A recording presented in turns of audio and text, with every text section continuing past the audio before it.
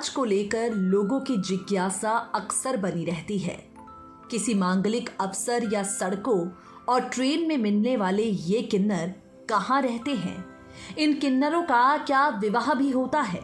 इनके देवी देवता कौन होते हैं? ऐसे कई सवाल हैं जो अक्सर किसी किन्नर को देखते ही हमारे मन में अपने आप ही आ जाते हैं। और आज हम आपको किन्नर समाज से जुड़ा वो सच बताएंगे जिससे आप सभी अब तक अनजान होंगे। आपको बता दें, प्रभु श्री राम जब 14 वर्ष का वनवास काटने के लिए अयोध्या छोड़ने लगे, तब उनकी प्रजा और किन्नर समुदाय भी उनके पीछे पीछे चलने लगे। श्री राम ने उन्हें वापस अयोध्या लौटने को कहा। लंका विजय के पश्चात जब श्री राम 14 साल बाद अयोध्या लौटे, उन्होंने वहां बाकी लोगों को तो जाते हुए देखा, लेकिन किन्नर वहीं खड़े होकर उनका इंतजार कर रहे थे। उनकी भक्ति से प्रसन्न होकर प्रभु श्री राम ने किन्नरों को वरदान दिया कि उनका आशीर्वाद हमेशा फलित होगा। तब से बच्चे के जन्म और विवाह आदि मांगलिक कार्यों में लोग किन्नरों का आशीर्वाद प्रदान करते हैं। किन्नर समुदाय में भी गुरु शिष्य की परंपरा का निर्वहन पूरी तरह होता है। किन्नर समुदाय का गुरु भी खुद पैदाइशी किन्नर होता है। मान्यता है कि किन्नर के गुरु को इस बात का आभास खुद ब खुद हो जाता है कि उनका कौन सा शिष्य इस दुनिया से जाने वाला है। किन्नरों की मृत्यु के बाद उनकी अंतिम यात्रा रात में निकाली जाती है।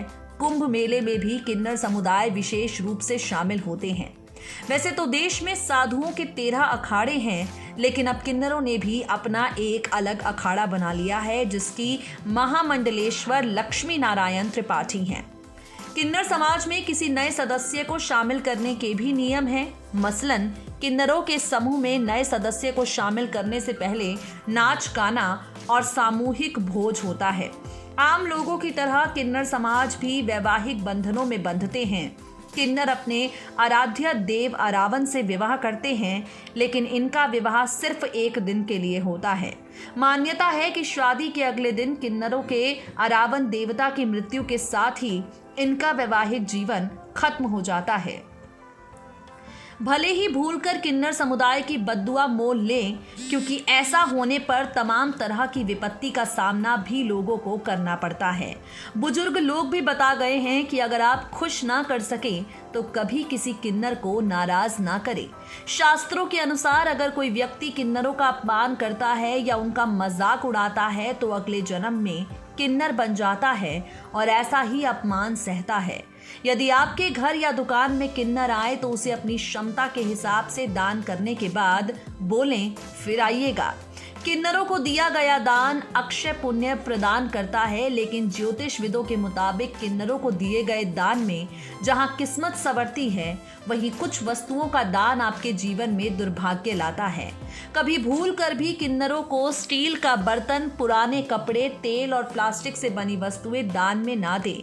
किन्नरों को दिया गया ऐसा दान न सिर्फ आपके घर में दुर्भाग्य लाएगा, बल्कि आपके परिजनों की सेहत पर भी बुरा असर डालेगा। यदि आपके वैवाहिक जीवन में दिक्कतें आ रही हैं तो आप अपने अनमोल रिश्ते को पटरी में लाने के लिए किन्नरों से जुड़ा एक उपाय कर सकते हैं, जो आपके लिए वरदान साबित हो सकता है। किन्नरों को श्रृंगार का बहुत शौक होता है। ऐसे में उन्हें खुश करने के लिए सुहाग की सामग्री दान में दे। जीवन साथी के साथ आ रही समस्याओं को दूर करने के लिए बुधवार के दिन हरे रंग के वस्त्र और मेहंदी का दान भी कारगर माना जाएगा। यदि खूब मेहनत करने के बावजूद लक्ष्मी आपसे रूठी है तो बुधवार वाले दिन किसी किन्नर के हाथ में पूजा की सुपारी के ऊपर सिक्का रख कर दे दीजिए।